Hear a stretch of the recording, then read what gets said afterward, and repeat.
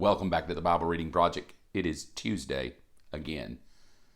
Hope to inspire you to read the Bible every day. Zero excuse, but better than that. Not just read it, but live it. And that is the challenge. The challenge is to live it. Been trying it a long time. Some days I do well. Other days I feel like I need to grow up. And still other days I think I have so much more to learn about the Bible and how to live it. But today, hope to challenge you. Listen to this. Matthew chapter 12 is where I'm going to be reading. And I'm going to start reading in verse 9. Matthew chapter 12, verse 9. Jesus went over to their synagogue where he noticed a man with a deformed hand. Kind of touches me since my hand is numb right there. Doesn't really matter.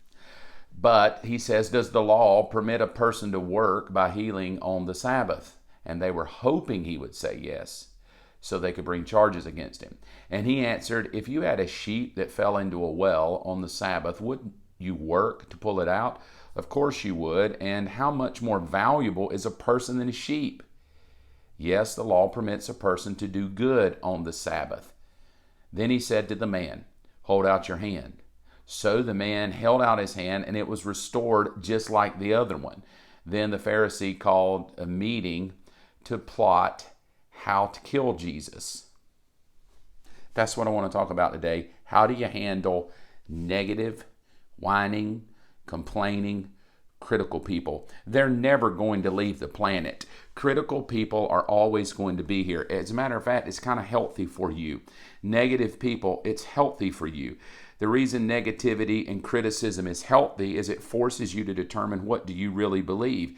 And if you are swayed by negative criticism, you probably don't have a very strong belief in the thing that's being criticized, because if you do, then criticism moves you forward. Listen to this. It even gets better.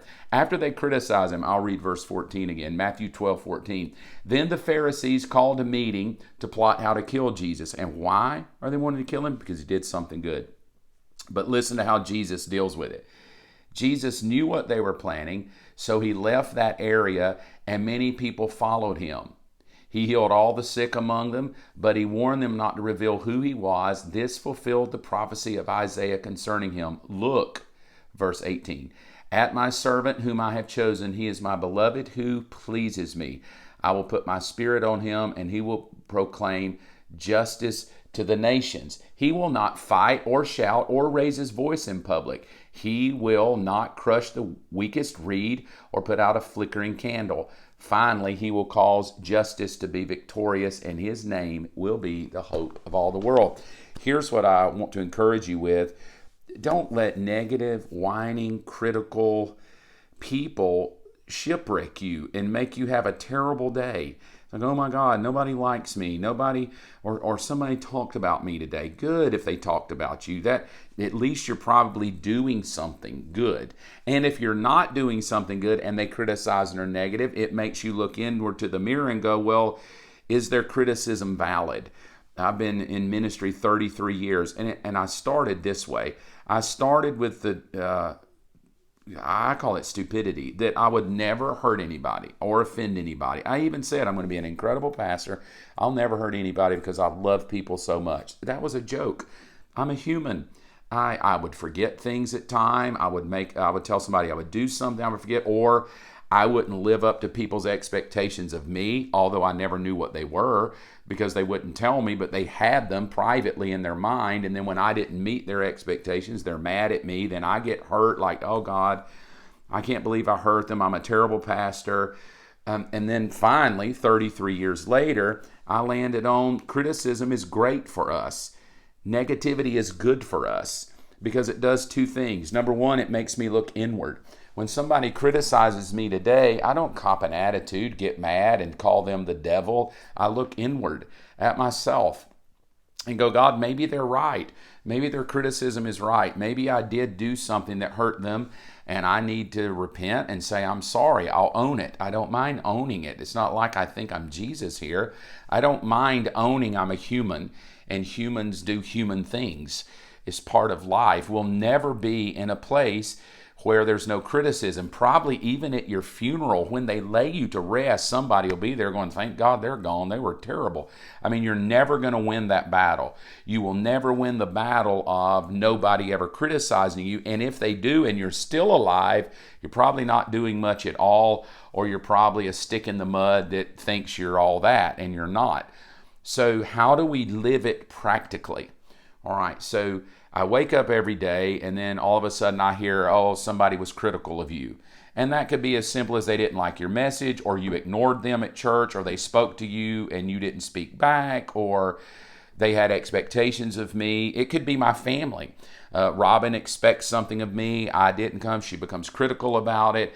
And then I bark back at her, and then she becomes negative, and I become negative at her. And before you know it, we have a full-on out fight.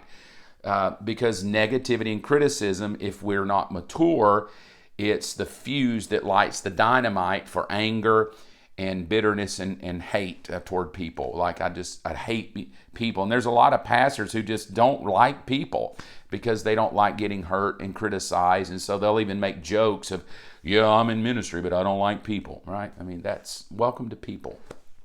So how do we do it? How do we live our life knowing we're going to face criticism and knowing that people may have negativity? Here's Jesus in Matthew. It's Jesus. And they're still trying to figure out how to kill him for doing something good. Like he does a good deed and they're like, let's kill him. Let's just kill him. That proves that if even in the Son of God, who's doing everything perfectly well, they're trying to kill him, well, come on, we're no better. People are always going to be doing that. So here's what Jesus did. Just get up, dust yourself off, and keep doing what you know is right. So I look in the mirror, that's step one, and I say, let me take the criticism, let me evaluate it before I pout, before I get angry, before I say something I regret. Let me evaluate the criticism, let me evaluate the negativity, see if it's valid. If it is, then I'll apologize and I'll grow from it. I'll try to mark it down and go, hey, remember, you act this way, don't do that. I always joke I'm a professional, was a professional pouter. I can still go into that chapter of my life and pull that back out very easily. So I have to mark that down and go, Mark, don't pout. I know you can do it. You're gifted at it. You could have a YouTube special. I could do a TED Talk on professional pouting. Hey, Ted, if you're out there, call me. Professional pouter. I could teach it to you in 13 minutes. But I had to grow from it. I had to say, I cannot be a pouter. I'm going to have to grow. So, number two, once you evaluate you, maybe it's a friend, they're ticked at you, they're mad, or they say something like, you always and you never. Before you start fighting back, firing bullets, just stop a minute, take a deep breath and go, okay, let me see. Do I always do that? And do I never do that? And if I do, why? Number two, I love what Jesus said. Watch, it's brilliant. It's verse 15. Jesus knew what they were planning, so he knows that criticism is real and not everybody's going to like him and think he's incredible. So he says he left the area and many people followed him. So know this with probably, I have no statistics on this, but it's in my brain. I'm going to throw it to you. Probably with every critic that has a voice against you, I would gather there's 30 to 40 people who are for you who've never said a word criticism. And they may not be as vocal to tell you how thankful they are of you, but I could almost say with every critic, there's a whole group of other people who think you're incredible and who think you're awesome. And I've learned to dwell on that. I've learned to dwell on, there will always be people that may not like Mark. Okay, but there's some that do, and I like hanging out with those people. That's one way you've got to deal with it. Rather than hyper-focusing on the person or people who are against you and are critical of you and think you should be something that they want you to be, the best thing to do is analyze it, number one, for yourself. Number two, just live life. Do what Jesus did. He just said, hey, there's a whole bunch of other people that like who you are. They like your personality. They understand you're a human, but they're still with you. They're still your friends. They're still for you. They clap for you. They want you to do well. And I love what he did. He just got busy about what his life was. He kept doing what God had asked him to do. And I love how it says it here.